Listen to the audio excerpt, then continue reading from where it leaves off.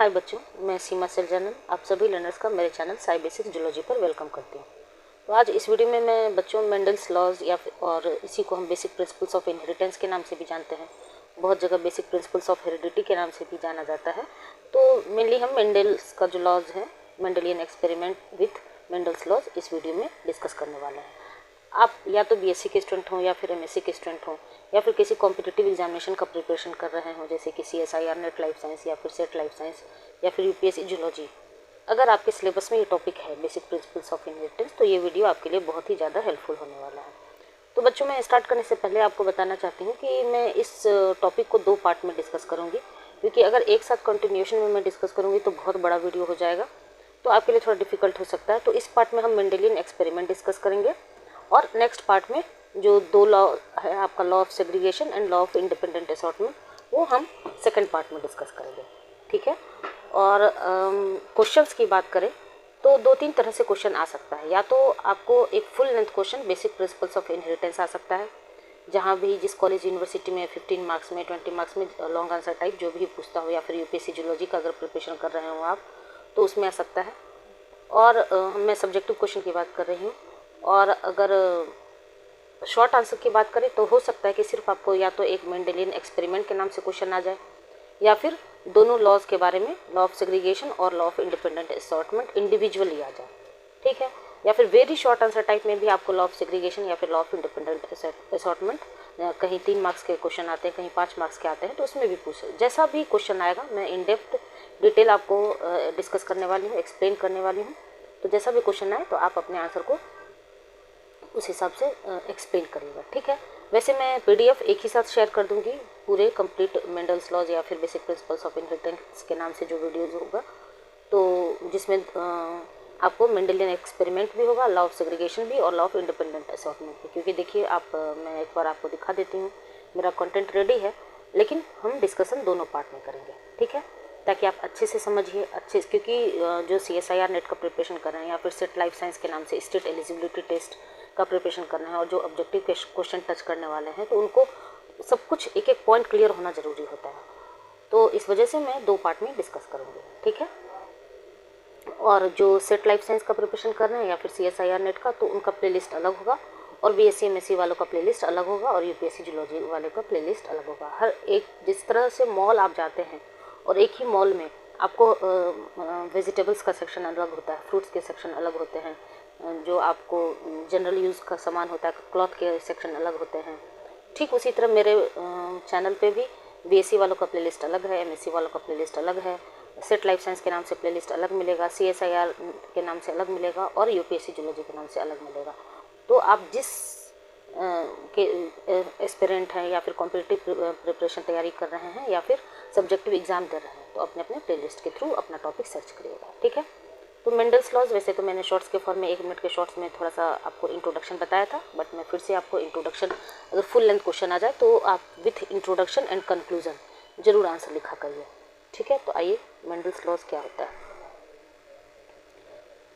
जैसा कि मैंने बताया कि बेसिक प्रिंसिपल्स ऑफ इनहेरिटेंस के नाम से भी क्वेश्चन आ सकता है, या फिर बेसिक प्रिंसिपल्स ऑफ हेरिडिटी के नाम से भी। तो Gregor Johann Mendel, the great scientist मैं इन्हें बोलती हूँ, एक ऑस्ट्रियन मॉन्क थे जिन्हें फादर ऑफ जेनेटिक्स भी बोला जाता है, ठीक है। He postulated basic principles of inheritance which are popularly known as Mendel's laws. इन्होंने ही बेसिक प्रिंसिपल्स ऑफ इनहेरिटेंस को पोस्टुलेट किया था, जिन्हें मेंडल्स लॉज के नाम से भी हम जानते हैं। और हेरिडिटी टर्म और इनहेरिटेंस में क्या डिफरेंस होता है वो मैं ऑलरेडी आपको एक्सप्लेन कर चुकी हूँ। तो अगर इनहेरिटेंस या हेरिडिटी टर्म में आपको कहीं दिक्कत हो तो उस वीडियो को आप देख सकते हैं, ठीक है। तो ये लॉज कौन कौन से हैं? These laws are law of segregation, law of independent assortment. बच्चों, मैं क्लियर करना चाहती हूँ कि आप मैक्सिमम जगह जो पुराने एडिशन के बुक्स हैं या फिर ऑनलाइन भी रिसोर्सेज हैं, तो आपको 3 लॉज दिखाई पड़ेंगे, एक लॉ ऑफ डोमिनेंस, दूसरा लॉ ऑफ सेग्रीगेशन और तीसरा law of independent assortment. But मैं आपको अपडेटेड इन्फॉर्मेशन के साथ कंटेंट प्रोवाइड करती हूँ।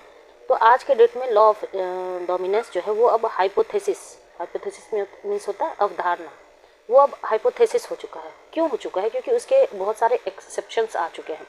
आपने इनकम्प्लीट डोमिनेंस का नाम सुना होगा, आपने को डोमिनेंस का नाम सुना होगा, तो वो सब अब उसके बारे में जब दूसरे साइंटिस्ट ने डिटेल में नॉलेज इकट्ठे किए, तब उनको लगा कि नहीं, ये लॉ ऑफ डोमिनेंस नहीं होना चाहिए, क्योंकि कोई भी लॉ कब बनता है, जब वो यूनिवर्सली एक्सेप्टेड किया जाता है। तो इसलिए अब वो एक हाइपोथेसिस हो गया है, जो मैं डिस्कस करूँगी इस पार्ट में या फिर नेक्स्ट पार्ट में। और मेनली 2 लॉ दिखा गया, law of segregation, law of independent assortment. ठीक है, तो अगर आपसे कोई पूछे कि मेंडल्स लॉज कितने होते हैं, तो आप 2 ही बताइए, क्योंकि अपडेटेड नॉलेज के अपडेटेड इन्फॉर्मेशन के according law of segregation, law of independent assortment ही ये 2 लॉज होता है। ठीक है, although his work was largely ignored by scientist at that time, जब वो रिसर्च कर रहे थे जिस समय, उस समय इनके काम को बहुत ही ज़्यादा इग्नोर किया गया था, बल्कि इनके काम को उस समय रिकॉग्निशन भी नहीं मिला था, इनके एक्सपायर होने के बाद रिकॉग्निशन मिला। बट इन 1900 ईस्वी में his work was independently rediscovered, इनके काम को दोबारा इंडिपेंडेंटली रीडिस्कवर किया गया 3 साइंटिस्ट के द्वारा। 3 बायोलॉजिस्ट थे, कौन कौन? Hugo de Vries of Holland, Carl Correns of Germany and Erich Tschermak of Australia. और इन तीनों ने इंडिपेंडेंटली अपना काम किया, और तीनों का रिजल्ट बिल्कुल जो मेंडल ने रिजल्ट दिया था बिल्कुल सेम आया था, तब जाके इनके काम को एक्सेप्ट किया गया। ठीक है, तो मेंडल्स को फादर ऑफ जेनेटिक्स के नाम से भी नवाजा जाता है, और इन्होंने ही basic principles of inheritance explain किया था, जिन्हें हम मेंडल्स लॉज के नाम से पढ़ते हैं। ये लॉज 2 हैं, law of segregation and law of independent assortment. जो आपका लॉ ऑफ डोमिनेंस था वो अब एक हाइपोथेसिस हो चुका है, और इनके काम को दोबारा से रीडिस्कवर किया गया था इंडिपेंडेंटली, किनके द्वारा? Hugo de Vries, Carl Correns and Erich Tschermak. ठीक है, और ये सारा कंटेंट मैं PDF के फॉर्म में आपको साइबेसिक्स जूलॉजी के नाम से टेलीग्राम चैनल है, वहाँ मैं शेयर कर दिया करती हूँ। जो UPSC के एस्पिरेंट हैं उनके लिए साइबेसिक्स UPSC जूलॉजी के नाम से टेलीग्राम चैनल है, वो मैं डिस्क्रिप्शन में आपको लिंक शेयर कर दूँगी, वहाँ आपको PDF भी मिल जाएगा और वीडियोज़ भी मिल जाएंगे। ठीक है, तो सबसे पहले मैं फिर से आपको थोड़ा सा अच्छा से एक्सप्लेन करूँगी जीन्स और एलील के बारे में, क्योंकि इनके काम जो है, उस समय जीन का कोई एग्जिस्टेंस नहीं था, जीन वर्ड का। उन्होंने जीन टर्म के बदले फैक्टर टर्म का यूज़ किया था, उन्होंने जीन जोहानसन ने डिस्कवर किया था टर्म। ठीक है, बट आपको थोड़ा सा मेंडल्स के एक्सपेरिमेंट के बारे में पढ़ने से या फिर लॉज के बारे में पढ़ने से जीन्स और एलील का डिफरेंसेस पता होना चाहिए। ठीक है, तो जीन्स क्या होता है? तो DNA का वो पार्ट जो RNA बनाए, RNA से प्रोटीन बनाए, और वो प्रोटीन कोई फंक्शन परफॉर्म करता है, तो वो फंक्शनल सेगमेंट को ही हम क्या बोलते हैं? जीन बोलते हैं। ठीक है, functional segment of DNA known as genes, determining a specific trait और कैरेक्टरिस्टिक्स। और ये जो सेगमेंट है वो डिटरमाइन करता है किसे? एक स्पेसिफिक ट्रेट और कैरेक्टरिस्टिक मीन्स, एक स्पेसिफिक ट्रेट और कैरेक्टरिस्टिक मीन्स कुछ ऐसा कैरेक्टर, जैसे कि फ्लावर कलर हो गया, सीड शेप हो गया, वो सब हम डिस्कस करेंगे। ठीक है, term gene was coined by Wilhelm Johannsen in 1909। ठीक है, तो ये जो जीन टर्म है वो किनके द्वारा क्वाइन किया गया था? तो विल्हेम जोहानसन के द्वारा। और इन्होंने क्या डिफाइन किया? तो उन्होंने डिफाइन किया gene is a unit of heredity. ठीक है, तो बहुत जगह आपको यूनिट ऑफ हेरिडिटी के नाम से भी जीन को डिफाइन किया जाता है, और मेनली ये क्या होता है? तो फंक्शनल सेगमेंट ऑफ DNA होता है। तो यूनिट ऑफ हेरिडिटी दैट में influence the outcome of an organism state, और यही जो है जीन जो है यूनिट ऑफ हेरिडिटी, वही इन्फ्लुएंस करता है किसके? ऑर्गेनिज्म स्टेट के या फिर कैरेक्टरिस्टिक के आउटकम को। ठीक है, ये हो गया जीन के बारे में थोड़ा सा इंट्रोडक्शन। अभी मैं डायग्राम से भी आपको एक्सप्लेन करने वाली हूँ। एलील क्या होता है? Allele is a alternative form of a gene. Gene के ही अल्टरनेटिव फॉर्म को हम क्या कहते हैं? एलील कहते हैं। कहाँ? On non sister chromatids. बच्चों, जेनेटिक्स स्टार्ट करने से पहले या फिर मेंडल्स लॉज स्टार्ट करने से पहले, इससे पहले जो मैं डिटेल वीडियो आपको सारा जो बेसिक टर्म्स था बहुत ही अच्छे से एक्सप्लेन किया है। Sister chromatid, non sister chromatid, homologous chromosome, non homologous chromosome, ये सारे डिफरेंसेस आपको पता होना चाहिए। तो ये जो अल्टरनेटिव फॉर्म ऑफ जीन होता है, कहाँ? On non sister chromatids of homologous chromosome को, तो वो वीडियो जरूर से आप देखिएगा। ठीक है, ये कैसे एराइज होता है? तो एलील जो है वो arise as a result of mutation. ठीक है, on same locus where gene present. Locus क्या होता है, लोकेशन क्या होता है, वो भी मैंने डिस्कस किया, अभी फिर से मैं डिस्कस करूँगी। और non sister chromatid of homologous chromosome, ये तो जीन और एलील का डेफिनेशन हुआ छोटा सा। अब देखिए इस डायग्राम में मैंने एक्सप्लेन किया है, ये आपका क्या है? क्रोमोसोम नंबर 1, ये भी क्रोमोसोम नंबर 1 है, इसलिए ये दोनों क्या है, क्रोमोसोम नहीं है, ये है क्रोमेटिड एक्चुअली में, या फिर आप बोल सकते हैं ये बिफोर रेप्लिकेशन का पार्ट है, क्योंकि रेप्लिकेशन के बाद एक सिस्टर क्रोमेटिड और इसमें ऐड हो जाएगा। तो ये दोनों क्या है, ये है नॉन सिस्टर क्रोमेटिड। क्यों? क्योंकि क्रोमोसोम का 2 पार्ट, क्रोमोसोम नंबर 1 का 2 पार्ट होगा, इसमें भी, इस वाले में भी और इस वाले में भी। और नॉन सिस्टर क्यों? क्योंकि इनका सेंट्रोमियर अलग अलग है। आप देख रहे हैं यहाँ बीच में नॉन सिस्टर क्रोमेटिड, इसमें इसलिए बोल रही हूँ क्योंकि यहाँ बीच में सेंट्रोमियर आपका डिफरेंट है। अगर सेंट्रोमियर सेम हो जाएगा और यहीं से एक और क्रोमेटिड इस तरह से अटैच हो जाएगा तो उसको हम कहेंगे सिस्टर क्रोमेटिड। ठीक है, तो इसलिए मैं बोल रही हूँ कि एक बार वो वीडियो जरूर देखिएगा। तो आप दिख रहे हैं ये भी क्रोमोसोम नंबर 1 है, ये भी क्रोमोसोम नंबर 1 है, या फिर क्रोमेटिड नंबर 1 है। तो non sister chromatids of homologous chromosome. तो आप देखिए यहाँ पर, यहाँ लेफ्ट साइड में कैपिटल T आपको शो हो रहा है, तो यही आपका सेगमेंट है। आपको पता है डीएनए जो है रैप होते हैं क्रोमोसोम में, और क्रोमोसोम कहाँ होता है, न्यूक्लियस में। तो ये जो रैप पोर्शन है इसी को मैंने यहाँ जूम किया है। AGCT सीक्वेंस आपको दिख रहा है। कैपिटल T एक फॉर्म है, जिसे मान लीजिए टॉल करेक्टरिस्टिक को शो कर रहा है, ये एक वाइल्ड टाइप फॉर्म है। ठीक है, इसी का एक अल्टरनेटिव फॉर्म, सेम लोकेशन जहाँ पर ये था कैपिटल T, यहीं पर मैंने स्मॉल t शो किया है। इसी सेम लोकेशन पे आपको ये जो AGCT था, सपोज उसमें कोई म्यूटेशन हो जाए, AGGT हो गया, और ये T अब स्मॉल t क्या हो गया, ये एक म्यूटेंट फॉर्म हो गया। और इसी alternate form of gene, wild type gene capital T का जो म्यूटेंट फॉर्म हो गया, उसी को हम क्या बोलते हैं, एलील बोलते हैं। कहाँ? तो ऑन सेम लोकस। लोकस देख रहे हैं, यहाँ कैपिटल T यहाँ है तो स्मॉल t भी यहीं होगा। अगर लोकस चेंज हुआ, सपोज करिए यहाँ आप देखिए, यहाँ लेफ्ट साइड में यहाँ अगर कोई कैपिटल R हो गया तो ये एलील नहीं कहलाएगा। सपोज कीजिए यहाँ पर कोई कैपिटल R हो गया तो ये एलील नहीं हुआ, ये कैपिटल T एक अलग करेक्टरिस्टिक को रिप्रेजेंट करेगा और कैपिटल R एक अलग करेक्टरिस्टिक को रिप्रेजेंट करेगा। अगर लोकस अलग हो जाएगा तो वो हो जाएगा जीन। एलील होने के लिए 2-3 क्राइटेरिया फिक्स होता है। क्या क्या? एक तो लोकस सेम होना चाहिए, दूसरा नॉन सिस्टर क्रोमेटिड होना चाहिए, और तीसरा होमोलोगस क्रोमोसोम होना चाहिए। ठीक है, तब आप बोल सकते हैं कि alternative form of wild type gene और mutant form of gene is called allele on same locus. Clear है? अभी इसका इम्पोर्टेंस आपको नहीं पता चलेगा, आपको कुछ समय बाद पता चलेगा जब मैं। ठीक है बच्चों, तो अब आप जीन और एलील टर्म क्लियर है। अभी इस चीज़ का इम्पोर्टेंस आगे पता चलेगा। ठीक है, अब हम मेंडल्स एक्सपेरिमेंट इस पार्ट में डिस्कस करेंगे। मेंडल ने कौन सा एक्सपेरिमेंट किया था, किस चीज़ पे काम किया था उन्होंने, और क्या उनका आउटकम आया था। तो सबसे पहली बात तो मेंडल चूज़ गार्डन पी। इन्होंने क्या चूज़ किया था, गार्डन पी, जिसे हम पाइसम सेटाइवम के नाम से जानते हैं। तो Mendel choose garden pea pisum sativum for his experiment. ठीक है, इन्होंने इसी प्लांट को क्यों चूज़ किया, तो उसके पीछे क्या कारण हो सकता है। Why chosen pea plant garden pea pisum sativum. तो वेल डिफाइंड डिस्क्रीट कैरेक्टर्स इसके पास होता था, इस प्लांट के पास है। बाइसेक्सुअल फ्लावर पाए जाते हैं, प्रीडोमिनेंटली सेल्फ फर्टिलाइजेशन होता है इनके अंदर, और इजी हाइब्रिडाइजेशन होता है, इजी टू कल्टीवेट करना होता है, इनकी खेती आसानी से की जा सकती है, और रिलेटिवली शॉर्ट लाइफ साइकिल होता है। किसी भी ऑर्गेनिज्म का जिसका शॉर्ट लाइफ साइकिल होता है, जनरली जैसे रैट, ह्यूमन के लिए कोई रिजल्ट अगर आपको चाहिए तो रैट पे एक्सपेरिमेंट किया जाता है। क्यों? क्योंकि उनका लाइफ साइकिल कम होता है। अगर लाइफ साइकिल बहुत ज़्यादा हो जाएगा तो उतना पेशेंस रखना बहुत डिफ़िकल्ट होता है। तो इस वजह से मेंडल ने चूज़ किया, क्योंकि मैटर के पौधे का जो लाइफ साइकिल है वो शॉर्ट होता है।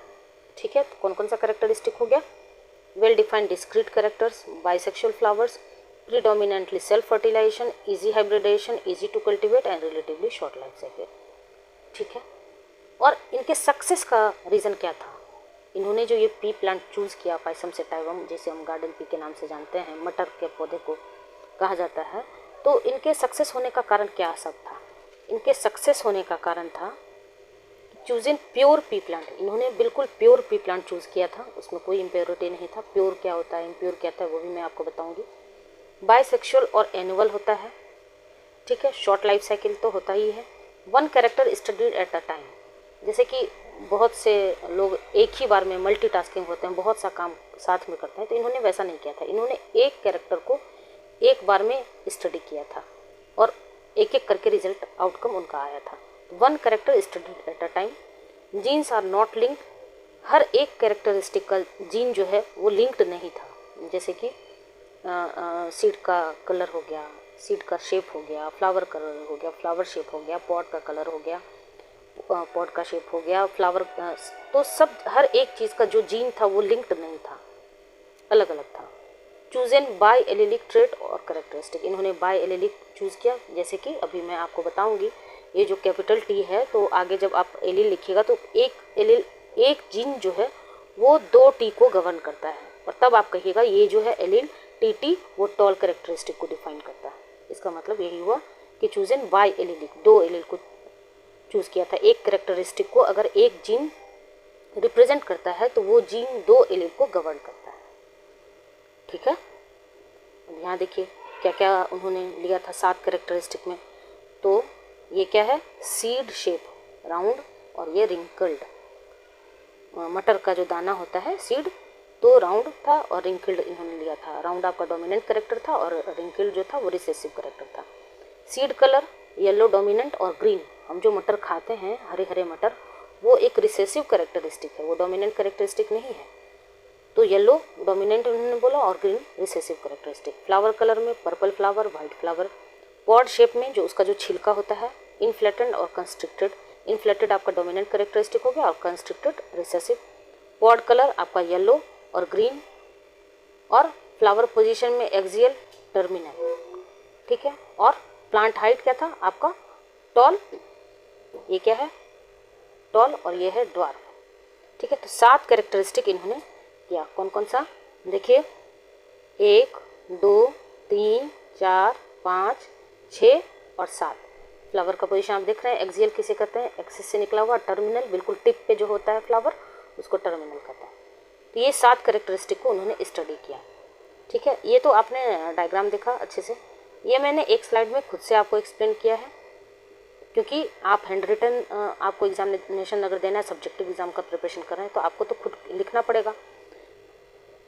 तो कॉपी पेस्ट मैं सिर्फ डायग्राम का आपको कंटेंट अच्छा लगे, दिखने में थोड़ा अट्रैक्टिव लगे, इस वजह से लाती हूँ, ठीक है। बाकी लिखना क्या है, कैसे लिखना है, वो मैं आपको साथ साथ एक्सप्लेन करती हूँ। यहाँ देखिए, आप बिल्कुल नॉर्मल तरीके से जैसा भी आपसे बने मटर का पौधा बना दीजिएगा। उसमें इन्होंने मेनली 4 चीज़ें लिया था, सीड, फ्लावर, पॉड और स्टेम लेंथ। तो सीड में क्या क्या था, यहाँ देखिए, सीड का शेप लिया था। तो सीड का शेप कैसा कैसा है, तो सीड का शेप है आपका राउंड एंड रिंकल्ड, जैसा कि मैंने आपको दिखाया। Colour yellow and green, yellow colour आपका डोमिनेंट है, और जो हम खाते हैं हरे हरे मटर वो आपका रिसेसिव करेक्टर है।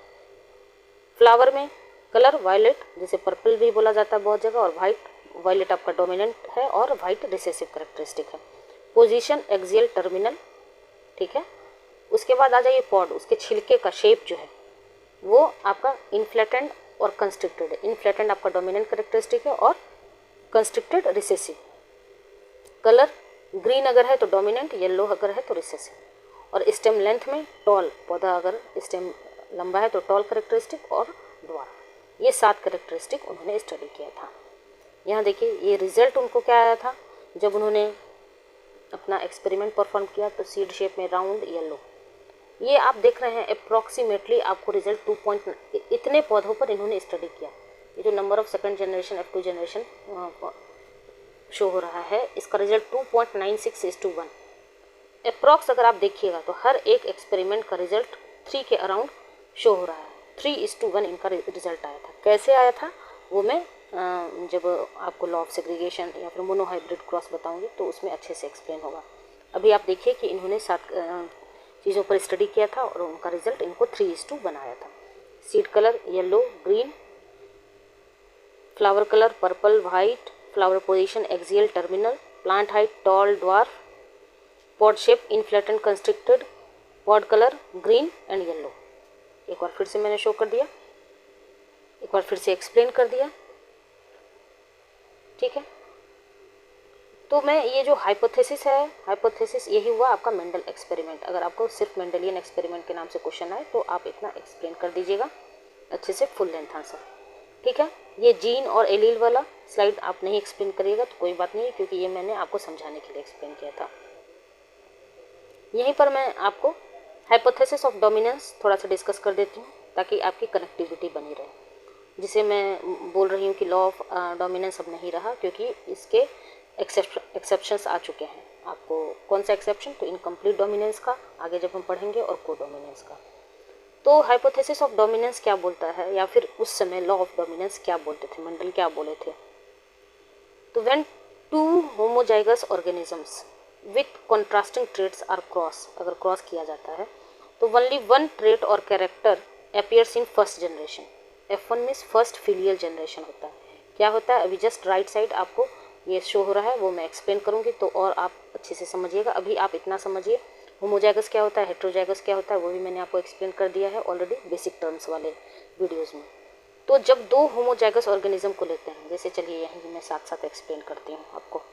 Capital T homozygous, small T homozygous, दोनों होमोजाइगस कैरेक्टरिस्टिक को साथ में लिया जाता है। इससे कौन सा एलील शो होता है? टी, कैपिटल टी और स्मॉल टी। और ये जो दोनों का ये क्या है? ये है आपका पेरेंट 1, ये है आपका पेरेंट 1। मान लीजिए ये मेल है, फादर साइड हो गया, ये हो गया पेरेंट 2, या ये मदर फीमेल साइड हो गया। तो अगर टॉल फादर और ड्वार्फ मदर लिया जाता है तो उससे जो ऑफस्प्रिंग बनेंगे वो एक कैपिटल टी इधर से आएगा और एक स्मॉल टी इधर से आता है। ठीक है, तो ये जो कैपिटल टी है वो स्मॉल टी पे डोमिनेंट होता है। ठीक है, क्योंकि अभी मैंने आपको बताया स्मॉल टी जो है वो म्यूटेंट फॉर्म है। अभी मैं अगर आपको नहीं जीन और एलील को एक्सप्लेन करती तो आपको समझ में ही नहीं आता। तो कैपिटल टी जो है वो डोमिनेंट कैरेक्टरिस्टिक है और स्मॉल टी रिसेसिव कैरेक्टरिस्टिक है, और तब मिलकर ये क्या बनाते हैं? F1 जनरेशन में, फर्स्ट फिलियल जनरेशन में, ये आपका ऑफस्प्रिंग है। तो दोनों मिलकर क्या बनाते हैं? आपको capital T small T means heterozygous offspring. और इसे टॉल क्यों बोला जाता है? क्योंकि कैपिटल टी स्मॉल टी पे डोमिनेंट है, यही मेंडल ने बताया था। ठीक है, तो व्हेन टू होमोजाइगस ऑर्गेनिज्म, जैसा कि कैपिटल टी और स्मॉल टी, फादर उल्टा भी हो सकता है, अगर मदर कैपिटल टी लीजिए या फिर फादर स्मॉल टी लीजिए। तो when two homozygous organisms with contrasting traits are crossed, contrasting means एक टॉल था तो एक ड्वार्फ था, तो ओनली वन ट्रेट और character appears in first generation. F1 generation में यहाँ तो आप देख रहे हैं कि पेरेंट आपको टॉल भी है और ड्वार्फ भी है, लेकिन ऑफस्प्रिंग आपका कैसा आया? केवल टॉल। किस जनरेशन में? F1 जनरेशन में, फर्स्ट फिलियल जनरेशन में। बहुत ही बेसिक से मैं आपको बताती हूँ बच्चों, वो क्योंकि बेसिक क्लियर होना बहुत ज़रूरी होता है। तो आपको क्या मिला? फर्स्ट फिलियल जनरेशन में ओनली वन कैरेक्टरिस्टिक मीन्स केवल टॉल ही कैरेक्टरिस्टिक हुआ, क्योंकि कैपिटल टी जो है वो डोमिनेंट है स्मॉल टी पे। उसके बाद द डोमिनेंट ट्रेट, ऐसा क्यों हुआ? तो the dominant trait mask the recessive one which remains unexpressed unless both alleles are recessive in the offspring. इसका मतलब क्या हुआ? ये जो डोमिनेंट ट्रे है वो रिसेसिव ट्रेट को मास्क कर दिया, मीन्स कैपिटल टी जो है वो स्मॉल टी को मास्क कर दिया, उसके इफेक्ट को शो नहीं होने दिया, अनएक्सप्रेस्ड रहा। तो वो एक्सप्रेस कब होता है? वो एक्सप्रेस तब होता है जब दोनों allele, both alleles are recessive in the offspring. जब ऑफस्प्रिंग में दोनों एलील आपको स्मॉल टी आएगा, ये वाला जो शो हो रहा है, तभी आप कहेंगे कि ये ड्वार्फ कैरेक्टरिस्टिक होगा। तो उसके लिए मेंडल ने क्या किया? फिर से उसको क्रॉस को किया, सेल्फ फर्टिलाइज किया, सेल्फ पॉलिनेशन करवाया। तो आप देख रहे हैं यहाँ पर, देखिए अब इस कैपिटल टी स्मॉल टी को फिर से इन्होंने सेल्फ क्रॉस करवाया। तो फिर एक कैपिटल टी यहाँ से, स्मॉल टी यहाँ से, और एक कैपिटल टी और स्मॉल टी इस पेरेंट से। अब नेक्स्ट ऑफस्प्रिंग के लिए तो ये पेरेंट हो गया। तो ये जो रिजल्ट आया है ये है आपका F2 जनरेशन का रिजल्ट। तो इसमें क्या आपको दिख रहा है? बहुत ही ध्यान से समझिएगा, अगर यहाँ क्लियर हो जाएगा तो आगे आपको समझने में कोई परेशानी नहीं होगी। तो ये देखिए, फिर से मैं बता रही हूँ, ये कैपिटल टी एक बार क्या करेगा? यहाँ अगर आप बीच में लाइन खींच देते हैं तो एक बार इस कैपिटल टी से क्रॉस करेगा तो कैपिटल टी, अगेन ये कैपिटल टी इस स्मॉल टी के साथ क्रॉस करेगा तो कैपिटल टी स्मॉल टी, आपको ब्लैक कलर में शो हो रहा है। दूसरी बार ये स्मॉल टी इस कैपिटल टी के साथ क्रॉस करेगा तो कैपिटल टी स्मॉल टी, और ये स्मॉल टी इस स्मॉल टी के साथ क्रॉस करेगा तो स्मॉल टी। इस वजह से देखिए, ये जो कैपिटल टी है ये तो टॉल हो ही गया, ये कैपिटल टी स्मॉल टी को भी हम टॉल ही कहेंगे क्योंकि कैपिटल टी स्मॉल टी पर डोमिनेंट है, क्योंकि स्मॉल टी के कैरेक्टरिस्टिक को कैपिटल टी मास्क कर रहा है। ये भी कैपिटल टी स्मॉल टी क्या हो गया? डोमिनेंट। और ये जो स्मॉल टी है वो आपका ड्वार्फ हो गया। तो यहाँ 3 टॉल और 1 ड्वार्फ, 3:1 आपको आंसर मिला। कैसे मिला? यहाँ देखिए, इससे हम कहते हैं पन्नेट स्क्वायर। इस पन्नेट स्क्वायर में क्या होता है, तो इस पन्नेट स्क्वायर में एक साइड ये कैपिटल टी लिखेंगे और ये स्मॉल टी किसका, तो ये मान लीजिए मेल है फादर साइड का, और इस साइड ये हुआ हॉरिजेंटल और एक और वर्टिकल मदर साइड का लेते हैं। तो देखिए कैपिटल टी, अब आप क्रॉस करिए मदर और फादर दोनों साइड से, तो ये कैपिटल टी मिलके क्या बनाया, कैपिटल टी, फिर ये कैपिटल टी एक बार स्मॉल टी के साथ क्रॉस करेगा तो कैपिटल टी स्मॉल टी, फिर ये कैपिटल टी स्मॉल टी के साथ तो टॉल, फिर अगेन कैपिटल स्मॉल टी, ये स्मॉल टी और ये स्मॉल टी, अगेन आपको वही रिजल्ट आया क्या, 3:2। तो देखो बच्चों आपने 3:1 रेशियो है। इसी तरह से पन्नेट स्क्वायर बनाया जाता है, मोनोहाइब्रिड क्रॉस, डाइहाइब्रिड क्रॉस, आगे जब हम पढ़ेंगे तो और अच्छे से क्लियर होगा। तो ये रिजल्ट देखिए आपको, कैपिटल टी स्मॉल टी क्या था, टॉल, स्मॉल टी स्मॉल क्या है, ड्वार्फ। तो डोमिनेंट एलील में एक्सप्रेस्ड इन बोथ होमोजाइगस और हेट्रोजाइगस। तो होमोजाइगस मीन्स कैपिटल टी और हेट्रोजाइगस मीन्स एक कैपिटल टी और एक small T. Homo means same, hetero means different, that is capital T small T. और ड्वार्फ में recessive allele that is small T expressed only in homozygous, जब केवल small T रहेगा तभी वो अपने कैरेक्टरिस्टिक को शो कर पाएगा। यही लॉ ऑफ डोमिनेंस के नाम से भी जाना जाता है आज के डेट में, जो कि अब चेंज होके क्या हो गया, हाइपोथेसिस ऑफ डोमिनेंस। अब आपको क्लियर हो गया होगा, अगर ध्यान से आपने सुना होगा तो बहुत अच्छे से समझ में आया होगा। मैं फिर से एक्सप्लेन कर देती हूँ। तो when two homozygous organism with contrasting traits are crossed, only one trait और characteristic appear in F1 generation, first filial generation बोला जाता है। आपने देखा कैपिटल टी स्मॉल टी केवल टॉल ही हमें मिला। ये क्यों मिला, तो ये जो डोमिनेंट ट्रेट है वो mask the recessive one which remains unexpressed unless both alleles are recessive in the offspring. इस वजह से उन्होंने फिर से उनका सेल्फ पॉलिनेशन करवाया, सेल्फ फर्टिलाइज करवाया, और तब उनको एक जो लास्ट वाला आपका स्मॉल टी आया वो ड्वार्फ कैरेक्टरिस्टिक मिला। ठीक है, तो इस लॉ से क्या आपको रिजल्ट मिलता है, तो दिस हाइपोथेसिस, लॉ मैं नहीं बोलूँगी, दिस हाइपोथेसिस इलस्ट्रेट्स ट्रेट और characters are controlled by allele. ये क्या चीज़, कैसे आप समझ रहे हैं कि टॉल जो है वो डोमिनेंट कैरेक्टरिस्टिक है, ड्वार्फ आपको रिसेसिव कैरेक्टरिस्टिक है। एलील से ही तो आपका रिजल्ट सामने आया। Dominant allele expressed in homozygotes as well as heterozygotes, capital T जब होमोजाइगोट है तभी टॉल है, और कैपिटल टी स्मॉल टी है तभी टॉल है। और recessive allele expressed only in homozygote means small T रहेगा तभी वो अपने कैरेक्टरिस्टिक को शो कर पाता है। ऐसा लॉ ऑफ डोमिनेंस बोला गया था मेंडल ने जब अपना काम किया था तब। बट जब इनके यहाँ तो आपने देख लिया कैपिटल टी स्मॉल टी मिलके आपको टॉल ही बनाया, लेकिन जब आगे आप स्टडी करेंगे इनकम्प्लीट डोमिनेंस या फिर को डोमिनेंस में, जहाँ ब्लड ग्रुप का एग्जांपल लिया जाता है मेनली, या फिर फ्लावर कलर का, मान लीजिए अगर रेड फ्लावर है आपको कैपिटल आर और वाइट फ्लावर है स्मॉल आर, तो फर्स्ट जनरेशन में अगर कैपिटल आर और स्मॉल आर मिलके वहाँ पर रेड फ्लावर नहीं बनाता है, वहाँ पर पिंक फ्लावर बन जाता है, तो उसको कहा जाता है इनकम्प्लीट डोमिनेंस।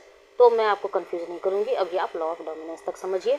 नेक्स्ट पार्ट में यहाँ देखिए, ये इसका अभी जो मैंने आपको बताया एक्सप्लेन किया हैंडरिटन, आपको जैसे लिखना है। यहाँ देखिए कैपिटल टी स्मॉल टी ये टॉल है, पेरेंटल जनरेशन है, ये पेरेंट 1 पेरेंट 2, इसे जो गैमीट बनते हैं यहाँ देखिए capital T small T. F1 generation में जो ऑफस्प्रिंग मिलता है ये क्या है, ये है कैपिटल टी स्मॉल टी। तो ये सिर्फ आपको F1 जनरेशन तक ही आपको दिया हुआ है, क्योंकि यहाँ देखिए अगर कैपिटल टी पन्नेट स्क्वायर में कैपिटल टी यहाँ स्मॉल टी, तो ये मिलके क्या बनाता है, कैपिटल टी स्मॉल टी। तो यहाँ पर ऑफस्प्रिंग जो है वो सिर्फ टॉल ही आपको बना है F1 जनरेशन में। जब हम अगेन इस कैपिटल टी स्मॉल टी को, मैंने इससे एक स्टेप आपको आगे भी एक्सप्लेन किया है, ये वाला जब सेल्फ फर्टिलाइज करवाते हैं, सेल्फ पॉलिनेशन होता है, तब आपको ये रिजल्ट मिलता है क्या, 3:1। ठीक है, तो यहाँ तक आपका क्या हो गया, लॉ ऑफ डोमिनेंस, जिसे मैं अब हाइपोथेसिस ऑफ डोमिनेंस कंसिडर करती हूँ, और मेंडेलियन एक्सपेरिमेंट। नेक्स्ट पार्ट जो है आपका ये लॉ ऑफ सेग्रीगेशन और law of independent assortment. Content ready है, वो मैं नेक्स्ट वीडियो में एक्सप्लेन करूँगी, लॉ ऑफ इंडिपेंडेंट असॉर्टमेंट। एक बार आप बेसिक टर्म्स वाला वीडियो जरूर देख लीजिएगा। ठीक है, तो बस मैं आपको इस वीडियो को एंड कर रही हूँ।